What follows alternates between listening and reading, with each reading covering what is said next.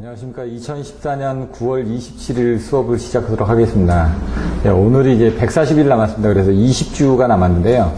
어떻게 보면 길고 어떻게 보면 짧습니다. 보통 그 한 학기가 한 24주 정도가 됩니다. 22주에서 24주.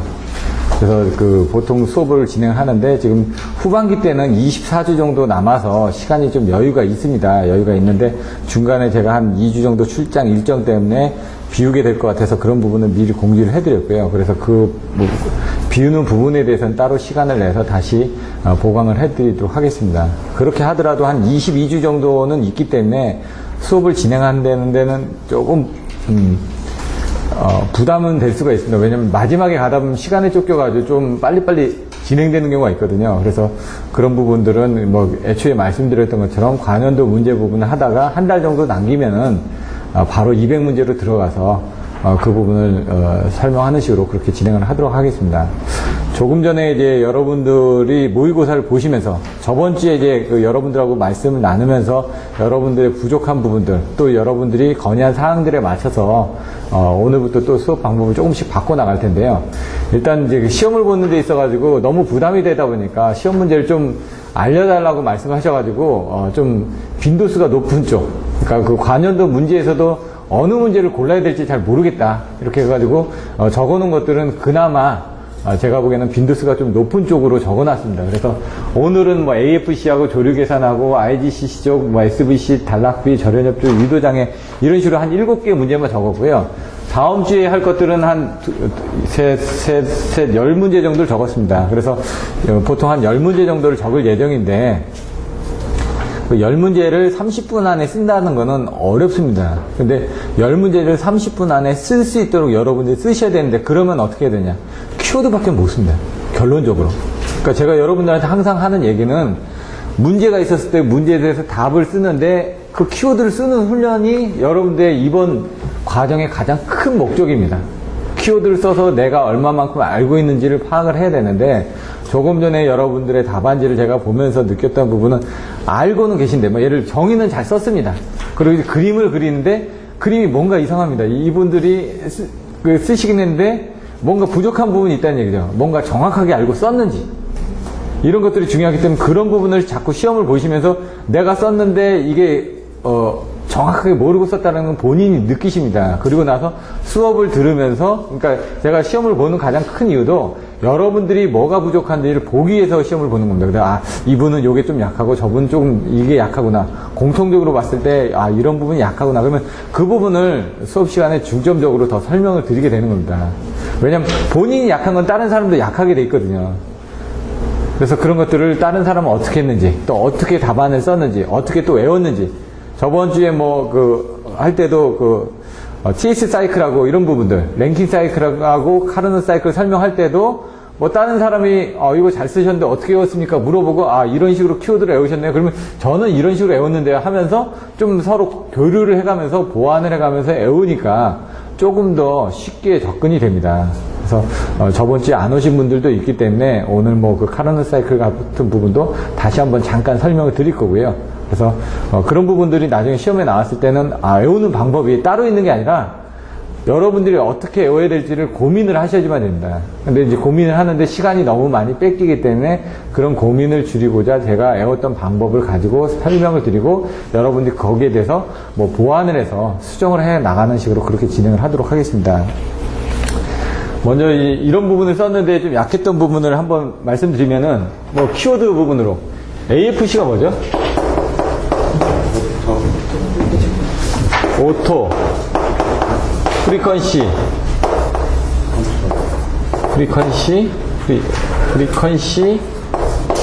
컨트롤. 자동 주파수제어입니다. 자동 주파수제어. 그럼 이제 주파수제어 부분 이게 몇 장이 나와있죠? 전력계통공학에? 예? 제가 이제 목차를 자꾸 외우라고 하는 부분이 그 목차를 외움으로써 그 주위에 뭐가 있는지 아실 수가 있거든요. 5장의 제목이 뭐였죠? 한글로?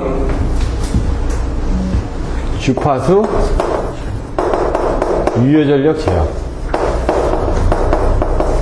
근데 이걸 그대로 쓰시다 보면은 F하고 P 아닙니까?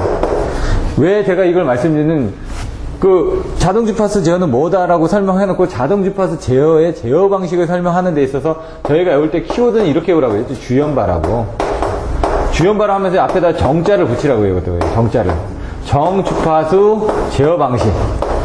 정연락선 전력 제어 방식. 이거는 연락선, 요게 그대로 내려가서. 연락선 전력 바이어스 제어 방식. 그러면서 얘는 뭐라 그랬죠? 영어로? 플랫. 프리퀀시. 컨트롤 해가지고 FTC라고 했고, 얘는? 플랫. 예? 타이라인 컨트롤. FFC, FTC, 그 다음 뭐라고요? TBC라고요. 그러면 요게 요쪽으로 온다고 그랬지 않습니까? 그러면 여기입니까? 연락선 전력이고, 바이어스니까 여기 바이어스가 그대로 오는 거고, 컨트롤이고, 외우는 게 어렵지 않다고요. 단지 여기서 외워야 게 FFC, FTC, TBC인데, 저는 여기 FT, 그 다음에 B를 외웠다고요. 이렇게, 가운데 것만. 그리고 주파수, 연락선, 바이어스 해가지고 주연바로 외웠다는 얘기입니다, 그냥. 그리고 나서 앞에 플랫 똑같으니까 정정 들어가는 거고, 그 다음 컨트롤 제어니까 들어가는 거고, 그 다음 요게 앞으로 오니까 연락선 전력이고, 요건 바이어스니까 쉽게 들어가는 거고. 근데 이걸 그림을 그리는 데 있어가지고 여러분들 헷갈렸던 부분이 이렇게 있는데 이렇게 그려놨습니다. 이렇게 있는데 이렇게 그려놨습니다. 이렇게 있는데 이렇게 그려놨습니다. 앞뒤 아무것도 안 적혀 있습니다. 횡축하고 중축하고. 그래서 이걸 지금 알고 그리시잖아요. 그림은 많이 봤으니까, 이거 주연바 보고 그냥 이렇게 그렸으니까 알겠는데, 문제는 이게 뭔지를 모르는 겁니다, 지금. 이 축이 뭐고 이 축이 뭔지를 알아야 되는데, 그게 모른다는 건 정확하게 안 되는 거죠. 먼저, 여기 같은 게 프리퀀시입니다. 플랫이라는 건 평평하다는 얘기인데, 프리퀀시가 평평한데 제가 외울 때 어떻게 하라고 그러죠? FP인데, 전부 다 PF로 외워라. PF로 외우는데 전력계통공학에서 그림을 그릴 때는 어떻게 하라고요? 항상 거꾸로 그려라. PF로 그려라, 이렇게. 전력계통공학의 그림은. 송배전공학의 그림은 상관없는데, 그리고 얘가 FP라는 게 결국 FP입니다, 이렇게. 그럼 뭡니까? 주파수가 일정한 거고, 요거는 뭡니까? 플랫. 전력이 일정한 거고, TBC는 이렇게 되는 거고, 이거만 나오면은, 그러니까 이걸 하나라도 쓰셨으면은, 아, 이분이 이거를 정확하게 이해하고 쓰고 있구나라고 되어 있는데, 그림만 딱 그리신 분들이 많다 보니까, 아, 이분은 지금 요거는 아는데, 이 그림하고 지금 매칭을 못하고 있구나. 그러면은, 그 다음부터가 또 연결이 안 되는 거예요. 그러면 그 다음에 제어 방식 4가지가 있죠. FFC하고 FTC하고 FFC하고 이거하고 TBC하고 쓸 때 거기서 또 헷갈려 드는 거예요. 이게 정확하게 안 돼 있으면 그 4가지 제어 방식을 그림을 못 그리거든요. 그래서 뭐 하나를 하더라도 요게 있으면 그 다음에 요 그림을 어떻게 그려야지 생각을 하셔야 되고, 이 그림이 의미하는 게 뭔지를 정확하게 이해하고 계셔야지만 진행을 할 수가 있습니다. 그래서 연락선이라는 차이 라인이라는 게 전력 조류 얘기하는 거예요. 변전소하고 변전소 사이에 왔다 갔다 한다. 그러니까 이제 저희가 얘기할 때 뭐가 있었냐면은, 옛날에 이제 제어하는 이제 변전소 제어 쪽에 이제 3가지 방식이 있었죠. 그래서 이제 뭐 자기 쪽만 기본 제어 쪽에 1, 2, 3가 있고 이런 식으로 나갈 때, 이제 1 쪽에서는 그냥 자기네 발전소만 보고, 2 쪽에서는 옆에 변전소까지 보게 되고, 그 다음에 다른 전력계통까지 보게 되고, 그런 개념에서 이게 이 옆에 발전소가 가는 건, 주파수는 다 동일합니다, 사실은. 다 동일한데, 그거를 이제 여기 쪽부터 맞춰 나가는 거죠. 그래서 여기 나오면은, AFC가 나오면은, 항상 얘기하는 게 먼저 재존조정부터, 먼저 부조작용부터 외우라고 그랬죠. AFC 나오면은 딱, 제가 맨날 하는 키워드가 이겁니다. 부조작용, 주연바. 요거만 알면은 AFC 다 씁니다. 근데 여기서 헷갈리는 부분이 AFC의 제어 방식하고, 그 다음에 또 뭐가 있었죠? AGC의 제어 방식하고, 또 ELD의 제어 방식하고, 이런 것들이 지금 예방 제어, 긴급 제어, 복구 제어, 예급보 이렇게 외우고, 그것도 제어 방식에서 예방 제어, 긴급 제어, 복구 제어 이렇게 외우는 부분이 있고, 요건 AFC는 주연바가 있었고요. 요거는 ELD 쪽의 제어 부분에서 들어가는 거고. 근데 AGC에서 제어 방식은 또 뭐였었죠? AGC가? 예? 직병제병으로. 이렇게, 왜냐면 제어 방식이 3개가 있는데 자꾸 헷갈린다고 그랬어요. AFC의 제어 방식이 나왔을 때 주연바를 가지고 설명을 하고, AGC에서는 이번에 시험에 나왔지 않습니까? 맨날 얘기했던 게, 왜? 이 3가지가 헷갈린다고요, 지금. 이건 ELD 쪽으로 해가지고 무효전력 제어 쪽의 개념으로 이렇게 넘어가시면 된다고요. 그래서 정확하게 이 부분을 여러분들 하시다 보면 나중에 AGC 쓸 때 분명히 AFC 갖다 쓰신다고 얘기를 했습니다. 이번에 직병제병을 써야 되는데 주연발을 쓰신 분들도 있을 거라고요. 근데 거기선 직병제병이고 대신 여기에 AGC를 갈 때는 AGC는 AFC하고 ELD를 합해서 제어하는 방식이다라는 걸 설명을 하면서 AFC를 좀 설명해주고 ELD를 좀 설명해주고 그 다음에 AGC의 제어 방식을 설명해주고 이런 식으로 답안을 쓰셔야 된다고요. 근데 거기서 AFC 쓰다가 갑자기 이게 나와버리면 주객이 전도된 거죠. 그래서 그런 부분을 정확하게 맞춰줘서 이런 것들이 헷갈리니까 AFC 쓸 때 주연바, AGC에서는 직병제병 요 세 가지를 나중에 확실하게 머릿속에 넣고 계셔야지만 답안지 쓰실 때 헷갈리지가 않습니다. 마찬가지로 이런 겁니다. 이런 거 하나, 그림 하나 자체가 나중에 보면 헷갈립니다. 지금 또 나왔던 게 단락비 쪽 쓰신 분들이 있는데 단락비 쪽하고 지금 발전기 자기회전상하고 제가 자꾸 헷갈린다고 말씀드렸죠. 그런 그림들도 명확하게 그림을 그려주셔야지만 됩니다. 예를 들어 IGC나 뭐 이런 것들 또 설명을 드릴 텐데 그러면 조류계산에서는 조류계산이 정의가 뭐죠? 발전소에서 생산되는 유효전력, 무효전력 예. 그쪽에 흐름. 그러니까 쉽게 해서 발전기에서 발생된 유효전력과 무효전력의 흐름 이렇게 생각하시면 됩니다. 그럼 조류계산의 목적 예, 사원학이라고 제가 맨날 얘기를 했습니다. 그럼 여기 조류계산이 나오면 이런 목적 같은 거 적어주시고 사원학, 사가 뭐죠? 예? 사고 예방제입니다. 사고 예방제. 예. 우는 운영계획의 위반. 학은 확충계획의 위반. 하나만 알고 계시면 다 똑같다고 여기. 요 두 개는 똑같으니까 요거만 사고를 예방하기 위해서 미리 계산한다는 거예요. 전력 조류 계산의 가장 큰 목적은 미리 시뮬레이션 해가지고 나중에 사고 났을 때 어떻게 될 것인지 걸 방지하기 위해서 미리 시뮬레이션해서 아 여기 사고 났을 때 요 개통 끊고 요 개통 끊고 이런 것들을 PSS/2로 해가지고 시뮬레이션 해가지고 요거를 EMS 계통에 이제 적용이 되는 겁니다. EMS 쪽에 가서 보시면은 지금 EMS를 지금 모델링 하고 있는데요. 지금 입찰이 끝났습니다. 지금 750여 개 EMS 변전소에 대한 입찰가가, 예상가가 180억짜리가 공사가 나왔습니다. 750개짜리. 스카다 쪽. 그래가지고 그거를 지금 한 4-5개 업체가 입찰해가지고 지금 하고 있거든요. 아마 입찰이 9월 24일날 끝났으니까 며칠 전에 끝났거든요. 저희 쪽에서도 이걸 하고 있어가지고 제가 내용들을 좀 봤는데, EMS 하면은 저희가 할 때 뭐 기계 발급 안자원 이렇게가 애워가지고 하는 것처럼 이 안에서 뭐 발전은 모듈 연결은 뭐 개통 뭐 이런 부분들도 있고요. 그런 쪽에 이렇게 같이 연결해가지고 여러분들이 내용을 보셔야지만 됩니다. IGCC 같은 경우는 여기 보시면은 석탄 가스화 부분이죠. 그래서 왜 이걸 쓰는지 IGC하고 PFBC를 비교를 해야 되는데 PFBC의 가장 큰 장점이 열효율이나 이런 것들은 높은데 단점은 용량을 크게 할 수가 없습니다. 왜 용량을 크게 할 수 없는지에 대해서 이제 파악을 하셔야지만입니다. 이제 고정상이 있고 용융상이 있고 유동상이 있고 뭐 이런 식으로 나눠집니다. 그건 뭐냐면은 여기서 나오는 게 이제 원료에 대한 부분이 생기는 겁니다. 원료를 그냥 갖다 쓰면 잘게 빻아가지고 쓰지 않습니까? 근데 어떻게 됩니까? 뿌려주고 하다 보니까 더 잘게 빻을수록 잘 타겠죠. 근데 이제 그거를 유동상으로 하게 되면 막 흐르니까. 그러니까 고정상은 이렇게 고정상이라는 건 여기에 보일러가 있으면 여기다 그냥 넣고 때리는 겁니다. 그러면은 이 위에는 잘 타겠죠? 이 안에는 잘 타겠습니까? 잘 안 타겠죠? 그래서 그 용융상이라는 건 이건 흐르는 것처럼 이렇게 하게 되면 얘가 타고 나면 이제 또 떨어지고 하면서 이제 잘 타겠죠? 용융상, 유동상, 이런 것들이 순환상, 이렇게 하면서 이걸 순환으로 시키는데 이걸 순환을 시킬 때 그냥 자연적으로 순환시키냐 아니면 압력을 넣어가지고 순환시키냐. 그래서 PFBC는 압력을 넣어서 가압 유동층 연소 보일러라고 되어 있는 거죠. CFBC는 순환 유동층 연소 보일러가 되는 거고.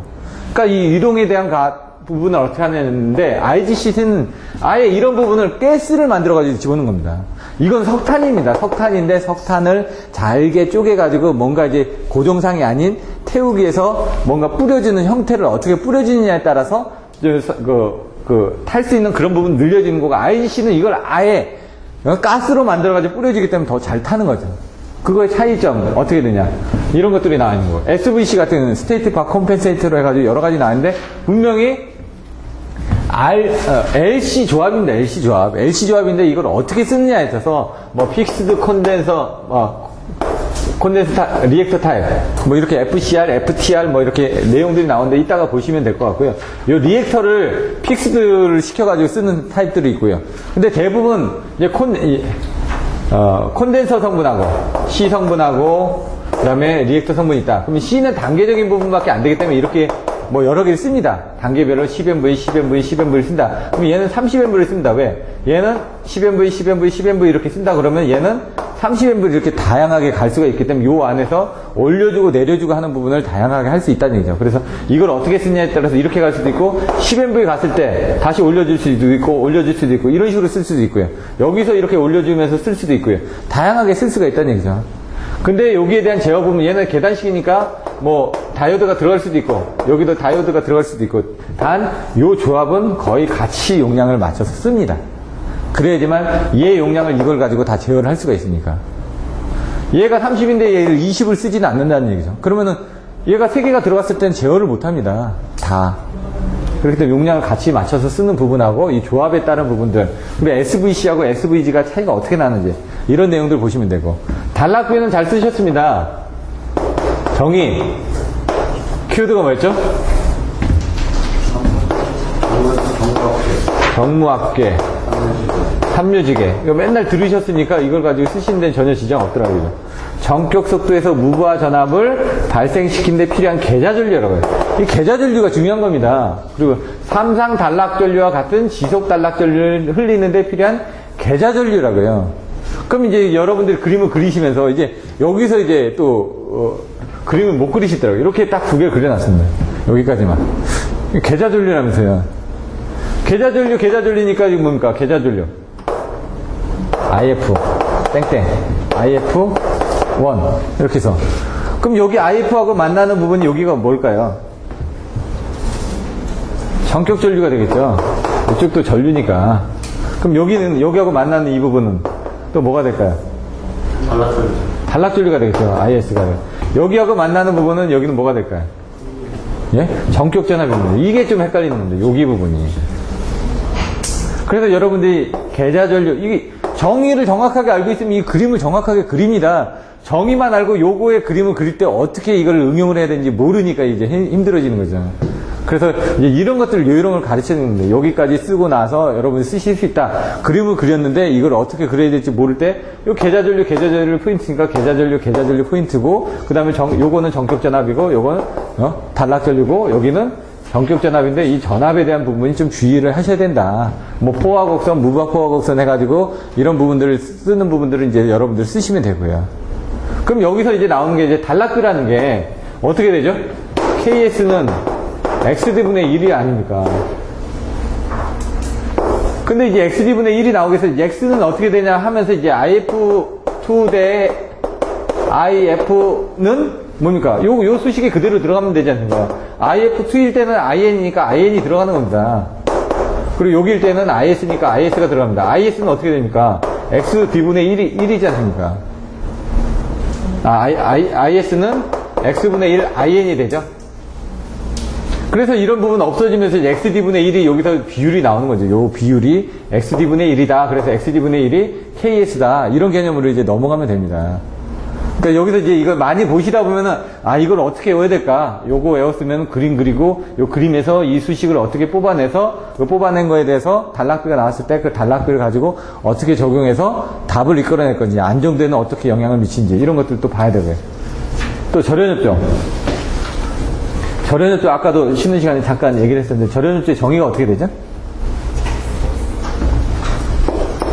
세계의 제한전압을 기준으로 예. 각 기간의 절연격차도 정연된 절연시계를 갖춰. 예. 일단 중요한 게 뭐라고? 피레기의 제한전압입니다. 이게 안 나오면 안 되는 거예요. 피레기의 제한전압을 기준으로 하여 각 기기의 정연된 절연 체계들을 갖추도록 하는 거. 뭐 길게 쓰셔도 되고 짧게 쓰셔도 되고. 이제 정의는 2줄 이상 쓰실 필요가 없습니다. 제가 보기에는 2줄 이상 쓰면은 보지도 않습니다. 길어서 2줄로 쓰고 차라리 아니면은 1번, 2번, 3번 해가지고 3줄을 쓰더라도 이렇게 끊어서 써주시든 간에 보기 좋게. 피레기 제한전압이 기준이니까. 그러면 여기서 이제 나오는 부분들이, 그러면 제한전압이 어떻게 되죠? 860, 750, 650, 460. 이게 피력의 제한전압이니까. 이걸 외울 때 어떻게 외워야 된다고요? 선, B, T, L로 외우시면 된다고. 이게 LA라고요. 여기 TR이라고요. 이게 10이라고요. 선로 애자라고요. 이런 식으로. 키워드를 가지고. 그럼 이게 나오면은 절연율도 나오면 피력이 제한전압 나오고, 그 다음에 거기서 뭐 선비 TL 나오고, 그 다음에 여기서 또 나오는 게 뭐가 있다고요? 이렇게 세 개? 예? 피하 얘기. 피력의 제한전압을 기준으로, 피력의 제한전압을 기준으로 해서 아킹홍, 애자, 기기. 이게 피력이 이렇게 나오는 이 순서대로 여기서도 먼저 나와서 정의 설명하고, 그 다음에 그림 설명하고, 거기에 대한, 절연적, 그 강도 비교표를 가지고 설명을 해주시면 된다고요. 여기가 154 부분이고요. 345 부분 얼마라고요? 1367, 1175, 1050. 요게 이제 690이 여기서 틀려졌다는 얘기죠. 옛날에 대해서 725에서. 그 다음에 765, 2610, 2250, 2050, 1380. 요게 요거보다 높다. 헷갈리신다고요. 왜? 요거는 쉽습니다. 2550하고 2050은 똑같으니까. 처음에 2610만 나오면 여기까지는 그냥 나오는데, 여기서 또 이제 잠깐 멈추시더라고요, 다. 690에 2배로 되었어요. 예? 690에 딱 2배로. 이렇게 딱, 또 이런 아이디어가 딱 나오시지 않습니까? 딱. 요거보다는 크다라고 해서 여기서 지금 이게 1367인지 이게 1367인지 이렇게 헷갈리시는 분도 있다 보니까. 그럼 이제 여기서 이제 기준, 충격 절연 강도, BIL이 나오면서 이제 750에서 100을 빼가지고 1단 접지를 한 거고, 요거 같은 경우는 사실 1050이 1550입니다. 1550에서 2단 저감이 돼서 지금 TR을 2단 저감해가지고 1050이 나온 거고, 그럼 250 곱하기 2를 해가지고 나눴던 부분이고, 얘는 1000kV 미만에서는 100kV가 1단 저감이니까 이렇게 해서 빠진 거고, 이런 부분을 여기서 이제 그림을 해가지고 이제 1000kV에서 얼마 빠지고 얼마 빠지고, 여기에 또 들어가는 게 절연 계급이 어떻게 되고 호스가 어떻게 되고, 이런 식으로 딱딱 나오는 부분들을 어떻게 적어가겠다는 딱 흐름을 가지고 계시면 됩니다. 절연엽기 25점짜리 나옵니다. 이거는 나왔을 때 답을 쓰기 위해서 어떻게 쓸 거냐. 그러면 여기서 그 다음에 마지막에 가서 하는 부분이 절연엽조를 어떻게 하고 있다. 가공성전선로의 절연엽조, 발전기의 절연엽조, 배전선로의 절연엽조, 이렇게 나오죠. 가공성전선로에 대한 절연엽조 나오면서 키워드가 어떻게 된다고요? 예? 피가죠. 피레기, 예? 가공지선, 접지장, 저감. 근데 이제 가공지선은 이게 아니라고요. 지금 이건 발전기 쪽이고요. 가공지선 가공송전선로, 송전선로. 애가철교 불제역기, 애가철교 불제역기.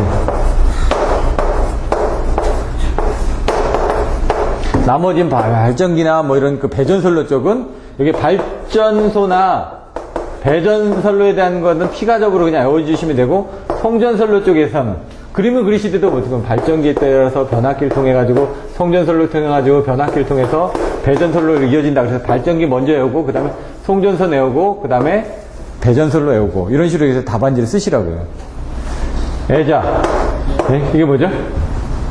가공지선,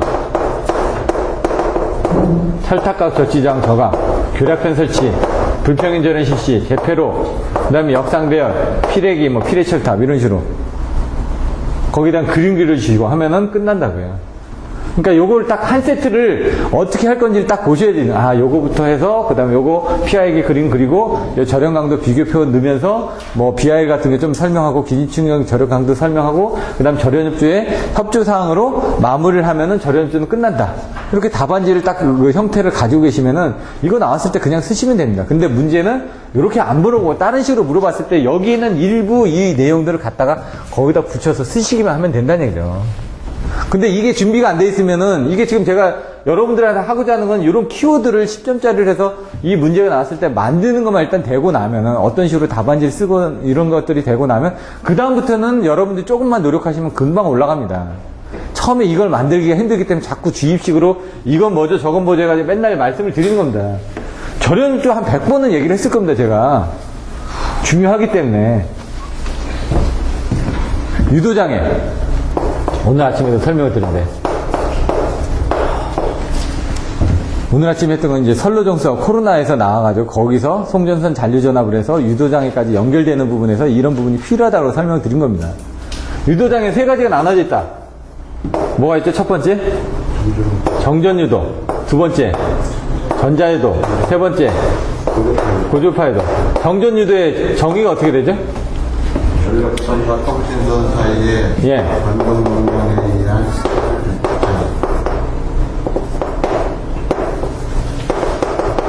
왜 제가 이걸 바꿔놨거든요, 일부러.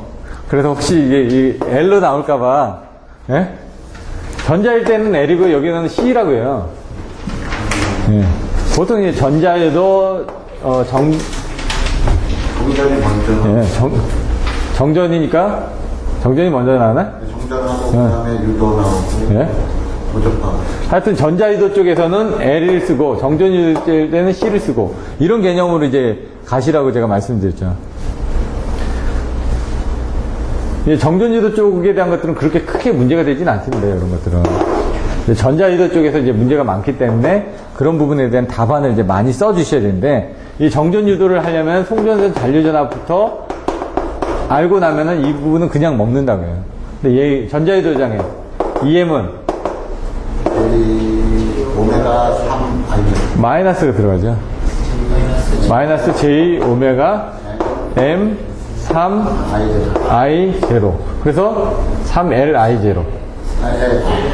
오메가 ML 3 ML 예, 3I 제로. I0 쓰기도 하고요. 이렇게 ML 3I0가 3인자가 돼가지고 요거를 설명해서 이걸 줄이기 위한 방법을 전력선 쪽하고 통신선 쪽에 대한 대책으로 쪼개서 이제 나눠주면 된다는 얘기죠. 여기서 이제 전력선은 좀 이해를 하시는데 통신선 쪽이 잘 안 되니까 이런 부분을 좀 암기를 좀 하셔야 된다고 말씀드렸고요. 이따가 또 다시 한번 자료들을 보실 건데 여기는 이제 전자유도장에 대한 내용만 나오다 보니까 정전유도에 대한 내용이 없습니다. 교재에는.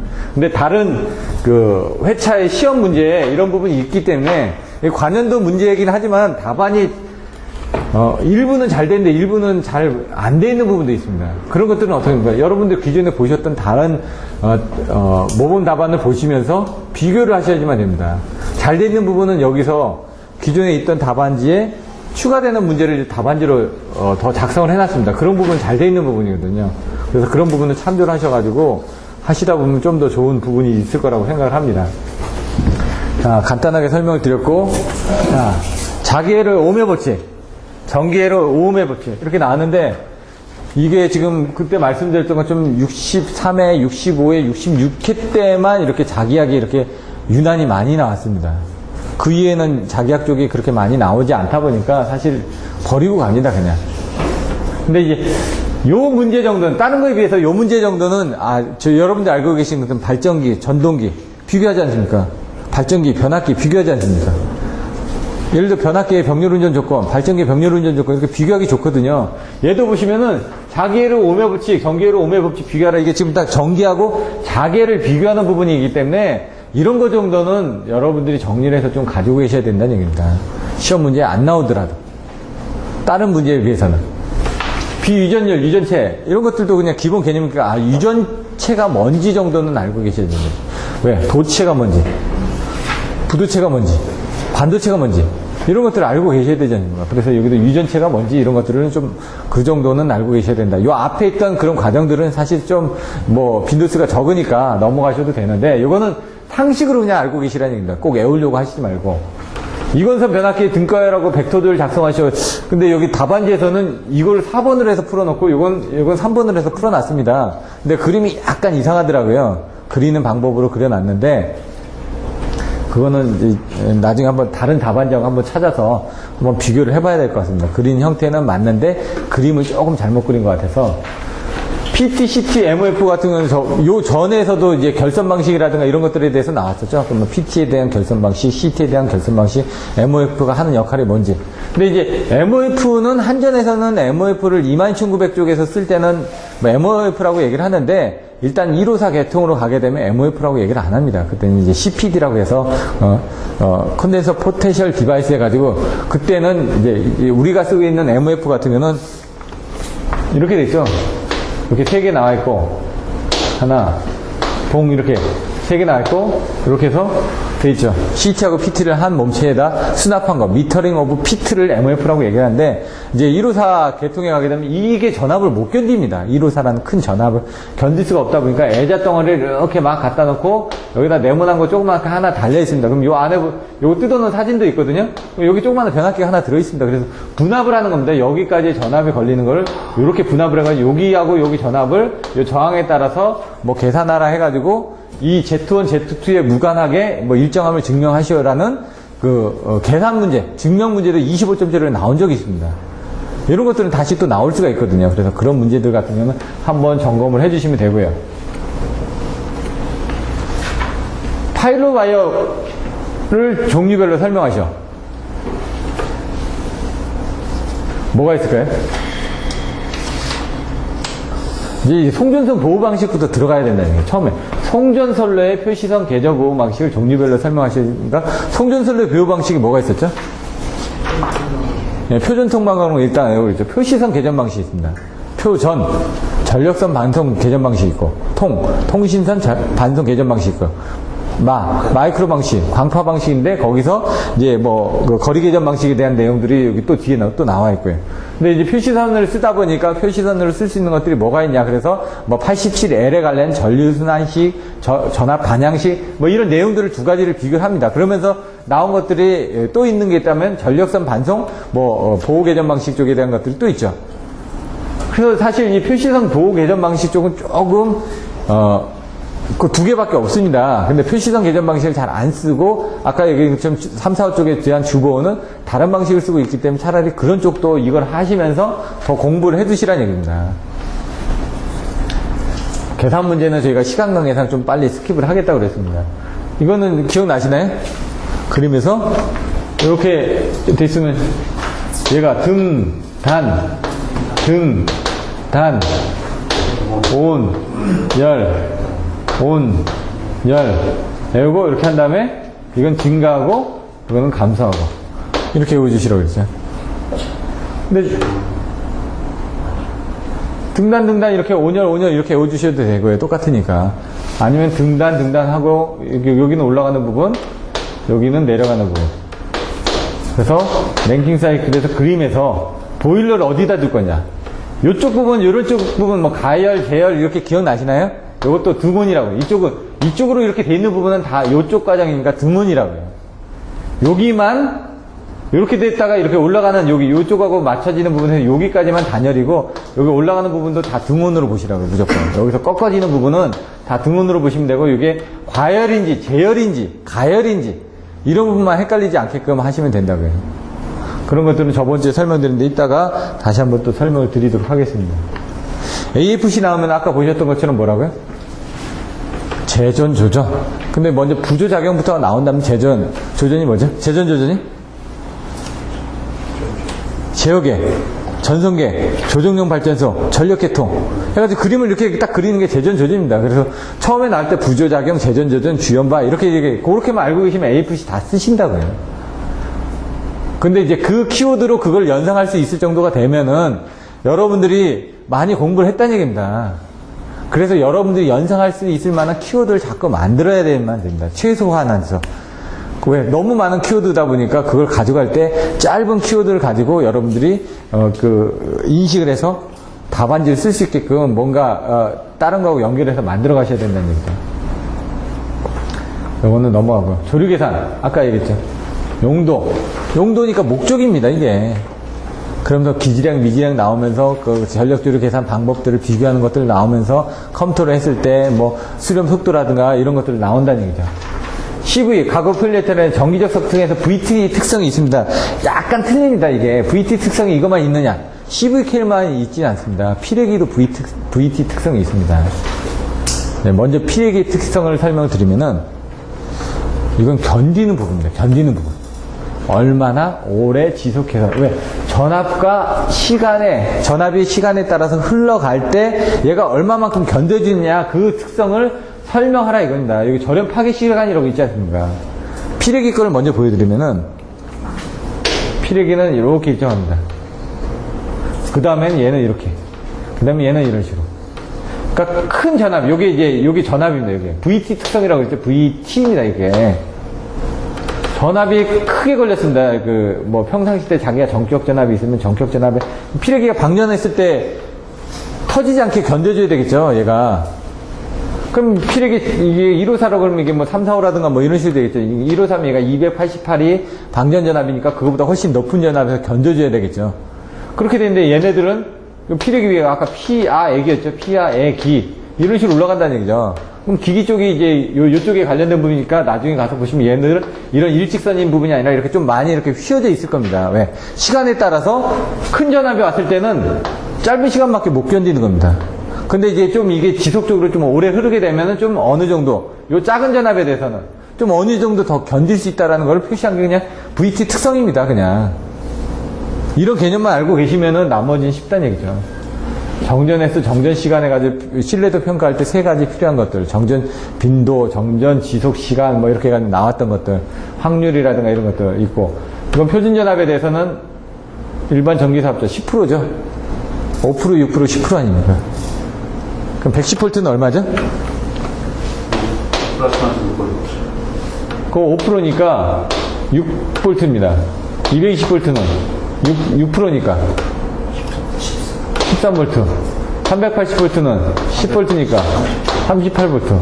이렇게 이제 전기사업자번에 나와 있는 이런 기준적인 부분을 가지고 거기 또 있겠죠. 여기 사실은 22.9도 있습니다. 22.9도 뭐 위아래 전압입들이 있고 자료들 찾시다 보면 여기 그게 있는지는 잘 모르겠는데 기본적으로 기본서에 나와 있는 자료는 이 정도니까 여기에다 22,900 정도를 좀 더 넣어준다든가 그러면 될 겁니다. 비선형 부하시 중성선의 과부하 현상 및 역률 조합. 이거는 어떤 걸 물어볼까요? 역률을 물어본가요? 고조파를 물어본 거예요. 중성선 과부하 현상인데 이건 비선형 부하가 나와 있으면서 딱 보다 보면 이게 고조파하고 역률을 같이 물어본 겁니다. 그래서 이 고조파에서 이제 2차원적으로만 보는 게 아니라 3차원적으로 역률을 봅니다. 여기서는 그 그림을 우리는 이렇게 해가지고 뭐 이렇게 보지 않습니까? 근데 얘는 그게 아니라 여기 3차원적으로 이렇게 해가지고 여기서 이렇게까지 간 거. 그러면 이쪽으로도 갔고, 이쪽으로도 갔고, 이쪽으로도 가서 얘가 이렇게 3단계로 이렇게 간 걸로 해서 보게 됩니다. 근데 비선형 부하가 생기면 중성선이 과부하가 생긴다. 몇 고조파 때문에 이렇게 하는 거죠? 중성선의 과부하가? 예? 영상고조파인 3고조파입니다. 왜 이렇게 되는지를 이제 보셔야 되는데, 그거를 보실 때 이제 사인 웨이브로 해가지고 그림을 그리게 됩니다. 먼저 그림을 그리시게 되면은, 됩니다. 이게 1고조파죠. 그냥 기본파라고 얘기합니다. 1고조파가 아니라 기본파로. 근데 1고조파입니다. 1차수의 고조파, 2차수의 고조파, 3차수의 고조파. 그럼 이 60Hz일 때인데, 요게 이제 1사이클이 되는 거죠. 이게 1초에 60번이 가게 되면 60사이클이 되는 거고, 50번이 가게 되면 50사이클이 되는 거고. 그래서 여기서 이제 계산을 하다 보니까, 60 곱하기 3배니까, 180Hz. 크기가 크다는 거는, 주파수가 크다는 건 크기가 작을 수밖에 없습니다. 왜? 더 많이 가야 되니까. 그리고 크기는 n분의 1이 됩니다. n분의 1인데 3차 고조파니까 하나, 둘, 세 개로 나면 n분의 이렇게 되고, 이거는 3배로 더 많아지니까 하나, 둘, 셋, 넷, 다, 여섯. 해가지고 하나, 둘, 셋. 크기는 n분의 1로 줄고, 주파수는 더 높아지는 부분이 되겠죠. 근데 문제는 여기서 이제 120도별로, 90도 다음 120도에서 이렇게 또 가는데, 여기서 또 이렇게 가죠. 그럼 여기 하나 또 되고, 또 720도 가면 여기서 또 가죠. 왜? 계속 같은 부분으로 3고조파가 중첩이 되니까. 얘는 여기서 갈 때 이렇게 갔으니까 이렇게 시작을 했죠. 여기서 또 다른, 여기 R상에 갔다 그러면 이게 S상에 가고, 뭐 T상에 가고 이렇게 갈 텐데, S상에 갈 때 얘가 또 여기서 또 시작할 거 아닙니까? 그러면 여기 하나 있었고, 그 다음에 S상에 의한 부분이 하나 있을 거고, T상에 의한 부분이 하나 있을 거니까, 요건 스칼라합이 돼서 3배가 되기 때문에, 중성선은 3배의 전류가 흘러지기 때문에, 그걸 수식으로 표현을 해가지고, 사인 오메가 T에다가 곱하기, 뭐 120도, 360도, 뭐 720도, 뭐 이렇게, 120도, 240도, 360도네. 거기다 3배를 하게 되면 어떻게 됩니까? 360도가 되죠. 또 3배를 하게 되면 어떻게 됩니까? 또 몇 도가 되죠. 3배를 하니까 어떻게 됩니까? 또 그렇게 되다 보니까 이 사인 웨이브가 같아진다. 그래서 얘는 중첩이 되더라. 이 R상, S상, T상은 사실 R상, S상, T상이 되는데 얘는 뭡니까? 스칼라 합인 이렇게 영상 고조파가 나오게 되더라. 이런 내용들을 가지고 그게 이제 역률에 비치는 아까 그림을 가지고 이제 설명을 또 해주는 거죠. 그러니까 사실 여기는 삼고조파 부분으로 시작해서 마지막에 역률저하 부분에 대해서 내용을 좀 설명하는 식으로 좀 복합적으로 되어 있습니다. 변압기 대용량화에 대한 여자 드립전류. 이거는 바로 전시험에도 나왔었으니까 보시면 되고요. 전기설비의 접지 시 공용 접지의 이점과 문제점 및 옛날에 이제 처음에 이거 한자를 이제 많이 안 봤는데 저희 애가 이제 그 3급을 땄거든요. 그게 어디 지능에서 하는 게 있고 하는 게 있고 두 개 양대 산맥이 있습니다. 그러면 3급부터인가는 이제 인정을 해주더라고요. 4급 같은 경우는 그냥 이렇게 찍어서 준대 3급부터는 상장 같은 데 이렇게 해서 주더라고요. 그래서 70점 이상을 맞아야지만 된대. 100점 중에.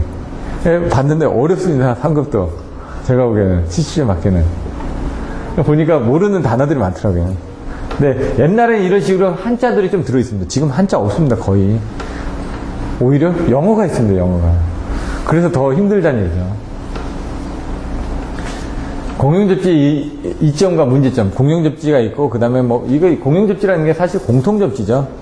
접지에 대한 내용들은 한번 보시면 될 것 같습니다. 이거는 사실 건축전기 쪽에 좀 더 가깝다 보니까 저희 쪽에서는 발변전소의 접지 설계 쪽이라든가 이런 쪽으로 더 많이 나오니까 접지장 저감이라든가 이런 쪽으로 좀 더 생각을 하시고 이런 것들은 또 모르는 겁니다. IC60364의 ITTTN에 대한 접지 방식에 대해서도 몇 번 문의가 있었고 무정전공사 요 바로 전에서도 나왔었죠. 근데 이거는 이제 버킷트리시라든가 이런 것들은 중요하지가 않으니까 한번 보시라고 그냥. 무정전공법에서 활성공법하고 사성공법에서 나와 있는데 그 부분을 가지고 이제 생각하시라는 얘기죠.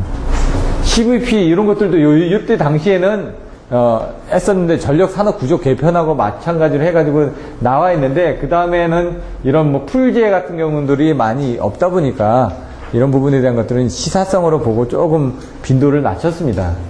하지만 6번 화력발전 같은 경우는 이건 중요하다는 얘기죠. 그래서 아까 그 개념을 가지고 내용들 더 보시면 됩니다.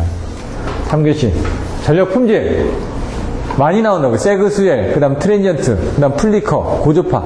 옛날에는 고조파 문제가 많이 나왔는데 지금은 품질 문제에서 파형의 왜곡 문제니까 파형의 왜곡 문제는 딱 두 가지입니다. 크게 많이 대두는 게 고조파하고 플리커입니다. 물론 파형의 왜곡이 또 있는데 가장 많은 게 이 두 가지가 큰 문제가 있으니까 그거에 대해서 설명하라는 얘기입니다. 지금. 그럼 다른 것도 여러 가지가 있는데 품질 문제 쪽에서 이 왜곡 부분은 그 두 가지를 가지고 설명하겠다. 그래서 한 가지가 아니라 두 가지를 설명해 주겠죠. 델타 V10으로 해가지고 그 플리커를 설명하면서 나가면 되고, 고조파를 가지고 아까 그림을 가지고 그런 파형의 왜곡 때문에 어떤 트러블이 일어나는 현상들을 설명하면 되는 거고요. SVC 스테이트바 컴펜서의 보호제 기능 해가지고 그것들을 어떻게 제어하는지 보시면 될 것 같고요. YY 변압기를 사용하지 않는 이유.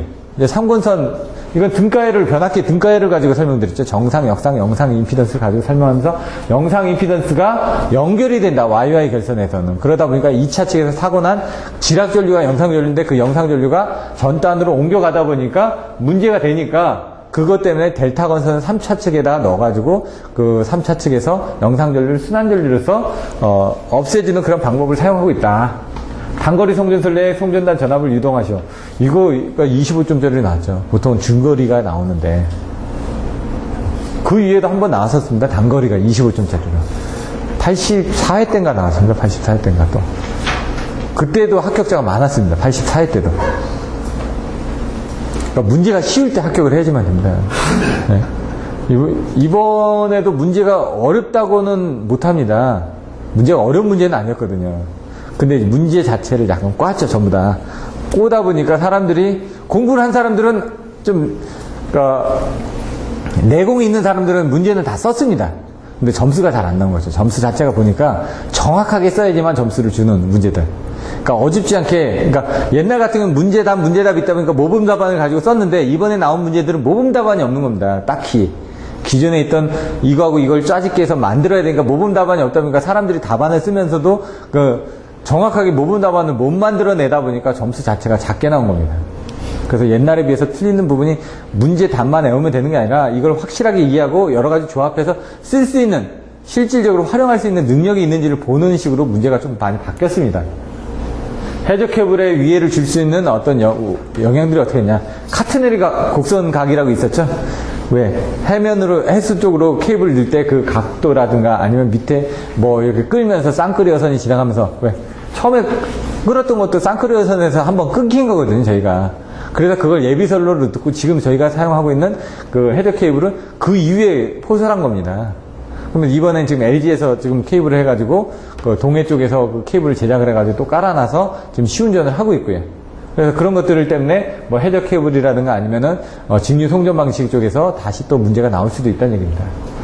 철탑의 설계 시 강도상, 요게 이제 그 위에 또 나왔어요. 강도상, 구조상, 사용 목적상. 예?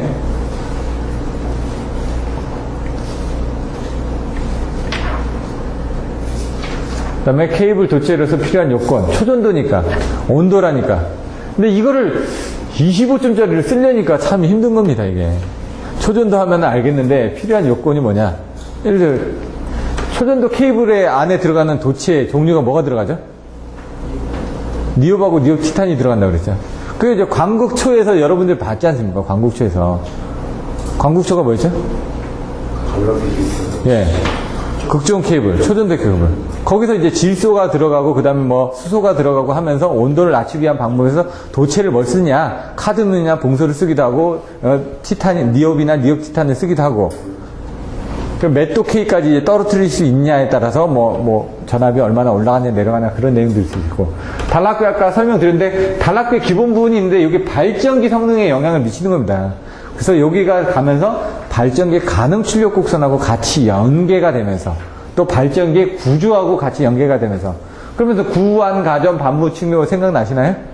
발전기의 구조 및 뭐 이런 것들이 영향을 미치는 부분, 단락비가 가격 및 구조에 영향을 미치는 부분을 설명하시오. 이런 유형의 문제가 있었거든요. 그래서 구완, 가전, 반무, 측면으로 무조건 외우시라고요. 그래서 발전기가 단락비가 클 경우하고 작을 경우인데 이 작을 경우는 어떤 때입니까?